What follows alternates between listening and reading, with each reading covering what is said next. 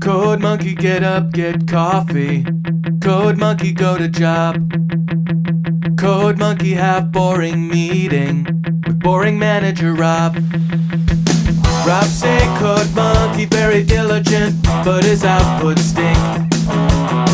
His code not functional or elegant. What do code monkey think? Code monkey think maybe manager wanna write login page himself. Code monkey not say it out loud. Code monkey not crazy, just proud. Code monkey like Fritos. Code monkey like Tab and Mountain Dew. Code monkey very simple man. Big warm fuzzy secret heart. Code monkey like you. Code monkey like you.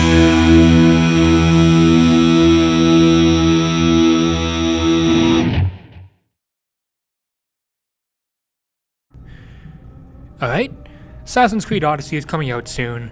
That means I have to review the most recent game. Let's review Assassin's Creed Origins. With that being said, how they hangin' Dino Dudes? It's me, the Media Raptor, and welcome back to another episode of the Media Raptor Reviews. Full disclosure, I love Assassin's Creed. I have ever since I first played Assassin's Creed 3. Yeah, that was my first one, and frankly, it's still one of my favorites. There really has only been 3 Assassin's Creed games I genuinely didn't like, two of which actually make total sense, and one I'll explain why in a minute. Those being Unity, which I didn't finish, and I didn't hate it, I just thought it was very disappointing, and yes, the technical issues really hindered the playing of the game, so to say, so you can't blame me for that. I don't think anyone would blame me for saying Unity I did not like. The other ones being those Assassin's Creed Chronicle games, because those were so weird. Like they seemed like they were phone games. In fact, I think they are phone games. Sorry if there's a bit of an echo or something, I'll do what I can, but my entire dorm was a bunch of weeaboos and they were constantly watching that giantest vor show, Attack on Titan. You know, I really have no right to judge them, what they watch, considering the fact that I'm a huge fan of Tokyo Ghoul. I just like making fun of them and, you know, potentially starting fights. Come at me. But I'm getting off topic. Assassin's Creed. I know a lot of people who really don't care that much for Assassin's Creed. Or at least they used to, but they got so tired of it with it being so oversaturated. And I'll give them credit. That is a very fair point. After Assassin's Creed Brotherhood, it was literally one every year. We got Revelations, we got 3, we got Black Flag, we got Unity. And then they took 2 years, made Syndicate, which I loved, and then they took a couple years and made Odyssey. Origins, which I thought was great. Although we are going back to the whole 1 year thing, and I'll talk about that in a bit. Oh, the one other game I didn't like was the original Assassin's Creed, namely because I played 3, Brotherhood, 2, Black Flag, and then 1.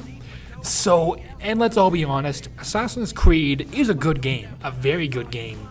But there was a lot of stuff that really was kind of an issue, like the whole unskippable cutscenes, you touched water, you died instantly. It was a very rough product, so to say. Origins, to me, is the biggest double-edged sword I've ever had to review. In fact, that's kind of why I've been putting off reviewing it, aside from wanting to tie in and release this review hopefully around the time that Odyssey comes out. You see, Assassin's Creed Origins is tons of fun. I have poured hours upon hours into this game, completing the story plus, trying to 100% the missions, unlock the trophies, going around exploring and taking pictures and doing the side quests. And yet, it's not really the Assassin's Creed I used to know. See, what I mean by that is the whole game has changed. The control layout has completely changed.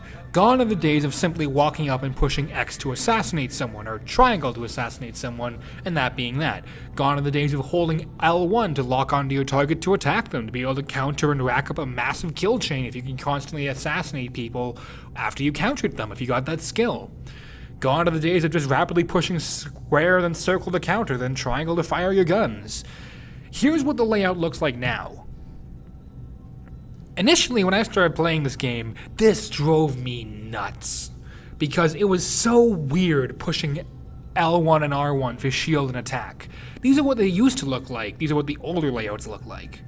But once I figured out how to play, it works great. The much faster input, at least with pushing L1 and R1 for some reason, I feel like it's much faster and easier to kind of have your hands know where to go. The combat is so much smoother, more advanced. The enemies will all attack you at once instead of just one at a time. So you really do have to have your shield up and be ready to counter. There are dozens of amazing weapons in this game. My favorites have been short swords and the big legendary swords. I never really could understand the spears that much. Archery is so much fun. The Predator bow is my favorite weapon in the entire game. Any of them, because you can simply just... I'll do this.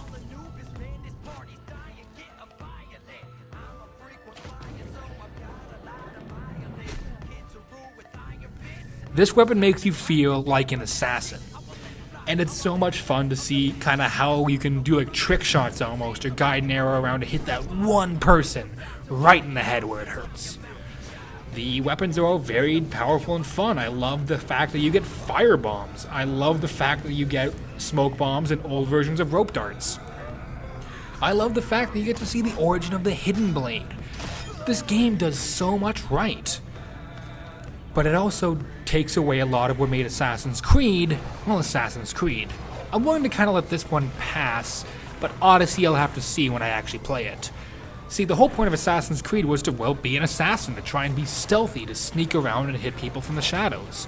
In this one, it became much more of a hack-and-slash RPG game, where, violent, fast combat kind of took the norm over the idea of stealth. However, stealth is still quite frequent in this game, and very well done.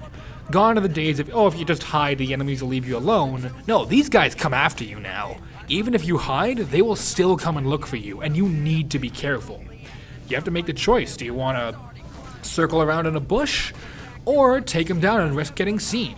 This game makes you actually think about how you're going to play the game. And for that, major props. The story is great. I love Bayek as a character. He is, I think, might be my favorite assassin, second only to Ezio. But then again, Ezio L'auditore da Firenze. He's a great character, and I think everyone loves him. Even if you're not the biggest fan of Assassin's Creed, I'm pretty sure you're a fan of Ezio, You can't not be a fan of Ezio. But I love Bayek. He has such a unique character arc.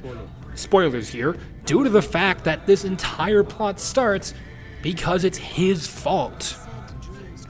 I'm gonna kind of spoil this whole thing for you here, guys, because, it's what makes the game so endearing to me. The idea is Bayek's son is murdered and he's on a quest to kill the people that killed his son.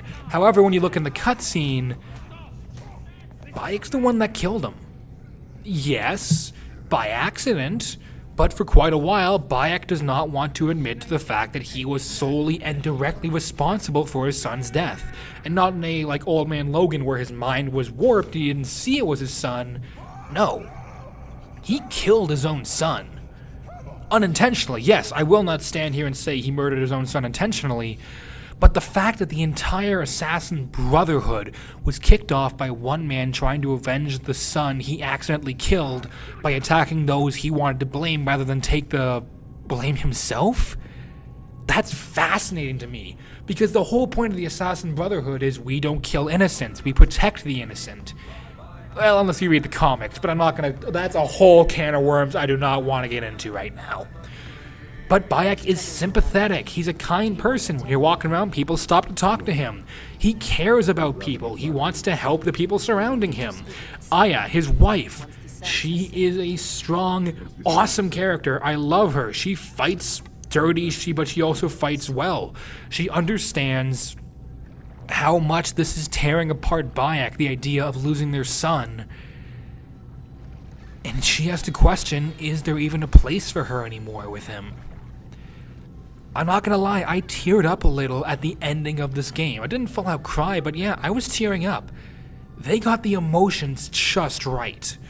They gave us two awesome assassins who I absolutely loved and want to see more of. And to be honest, for the past few games, the assassins really haven't been the strongest. I'll give you credit. Edward Kenway, I loved him as a character, partially because he was such a almost inversion of the entire Assassin's Order. For a time. While the Assassins are like, yeah, we work in the dark to serve the light, we protect the innocent. He's like, you know what? You know what else sounds good, though? Booty!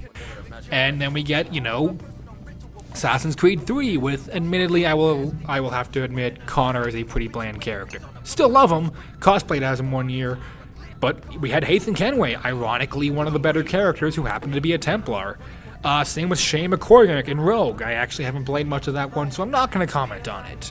But even Assassin's Creed Syndicate, they kind of, Jacob and Evie, while I did love the characters and want to see them again, they could use something more to them, so to say. But Bayek and Anya, or however you say her name, I'm sorry if I messed that up, fantastic characters. And I really hope that the new Assassin characters, or Assassin, because technically Odyssey takes place before Origins, and I don't even want to talk about that. I hope they're even half as good as these characters. It's not just them. The villains are great. The side characters are great. I love the characters we get to meet and interact with. Some of them, all of them have their own whole backstory, and we get to learn some of it. And it leads to some really good conversations. Some of the boat missions, when you have to just kind of sit there and drive for a bit, it's made so much better by the stories we get to hear. The game, from a narrative perspective, is fantastic. This is, without the shadow of a doubt, the best Assassin's Creed story there has ever been. Period. And I think most people tend to agree with me on that. The characters are great, the missions are fun, it's a great mix of combat, stealth, fetch quests, even the, escort missions are decent, but that, I'll have to get to that in a minute. But what can make this game even better? Well, the graphics. This game, it looks so good. Part of why I loved this game so much was just the fact that I could just kind of run around and explore and look at just this beauty of the world as this but gorgeous, sprawling, unbelievably well done landscape. To the people who designed this game, this is not sarcastic, you deserve this. You must have worked so hard, and you know what? You have my deepest respect. So if the combat is great, and the characters are great, and the score is fantastic, and the fast travel is great, but at the same time now you don't even just walk, you just run automatically, you just push X to do parkour. If they've changed everything around and yet made it work, what is there to not like? Well, this is what I'm worried about. Like I said, Assassin's Creed has always been about stealth, about being an assassin. Yes, you get caught and you have big battles. That has been a thing. But I feel like Ubisoft has found something that works and is going to keep doing what they used to do with Assassin's Creed, just copy and paste it. That's my issue with Odyssey.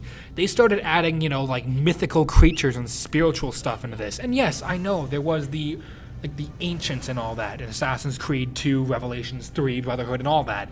There was the first civilization. There was the spirit animals in Assassin's Creed 3. I'm not saying that this has never been a thing, but they're pretty much saying magic is a thing now.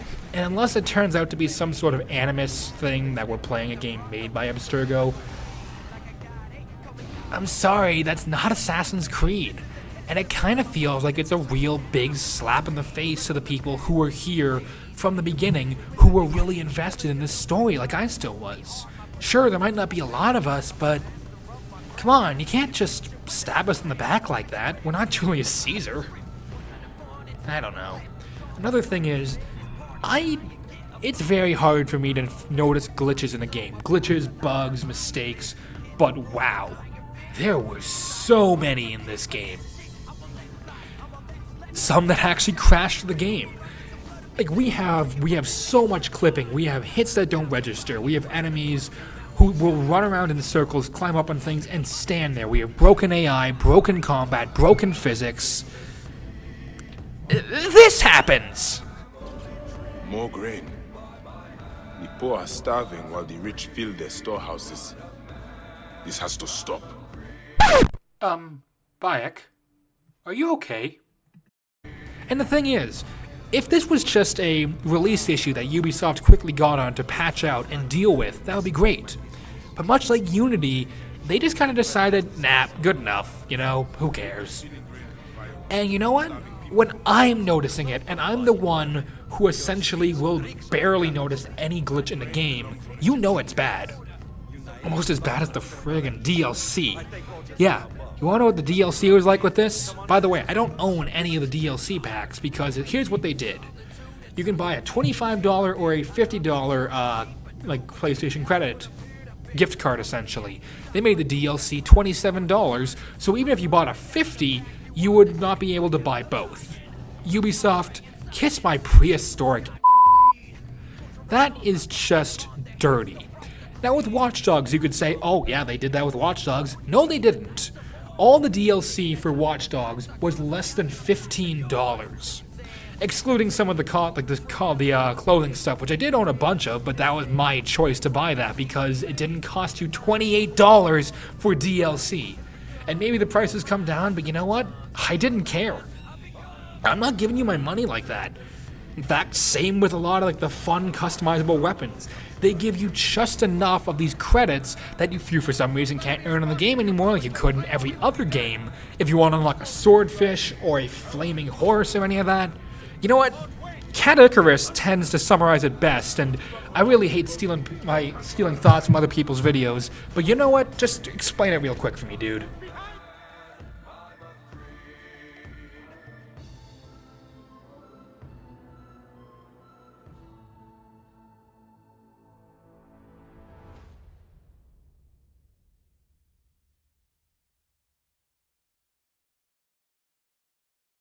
Yeah, that's really cheap and really underhanded. I'd expect that out of EA Games, not Ubisoft.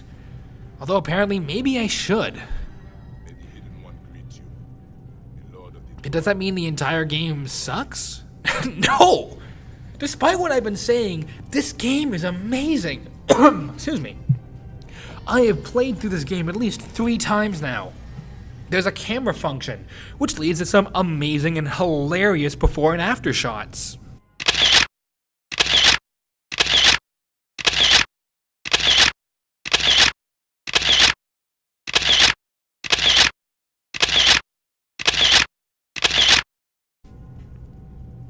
I love the costumes. I actually bought one of the packs so I could become Bird Person. I even made a video on that. Heck, and it's even funnier when you're trying to watch some of the more emotional cutscenes, and yet you're wearing this. Sorry, you're wearing this. Overall, Assassin's Creed Origins is a flawed game. Excuse me. But still a good game. Excuse me again. I highly recommend it. At the end of the day, I can still give it 3 Raptor Claws out of 4, but it just barely made that 3 mark. In fact, the main reason why I think it did is because there were so many fun things you could do that wasn't paid DLC. So Ubisoft, with Assassin's Creed Odyssey, please, learn from what you've done, release patches to fix glitches and stuff like that, and don't try and screw us all over on the DLC. And I know I said I might not entirely sure I like where the future of Assassin's Creed is going, and that is very true. I'm kind of nervous about what this is going to be for the Assassin's Creed franchise, and it's going to become essentially what God of War was, with just this RPG skill tree system. Although, this was one of the best skill systems I've ever seen. Getting skill points was a real pain in the backside sometimes because, you don't get nearly enough XP after beating bad guys or even doing the smaller side quests. So you really had to think about what you wanted, and it all kind of did affect your gameplay style, being an assassin, a warrior, or a hunter. It was cool. In fact, even the gear upgrade systems was pretty well done, actually. And like I said, there's so much stuff you can do. You can pretend you're a man from Florida and go out and kill alligators and crocodiles. You can just chill around the village and talk to people. You can mercilessly set them on fire with firebombs. Yeah, I really recommend Assassin's Creed Origins despite everything I've said. And that's really all I have to say right now. It's a fun but very flawed game, but if you can get past those flaws, there's something here for you. So with that being said, Dino Dudes, I hope you enjoyed this review. Special thanks to JT Music and Kid Icarus, both for the song I Am the Creed and for me just stealing your content there, dude. I'm sorry. Go check him out. He's a YouTuber who deserves way more credit than he gets. But with that being said, Dino Dudes, until next time, this is the Media Raptor saying keep cool, and I'll see all you Dino Dudes around. Later.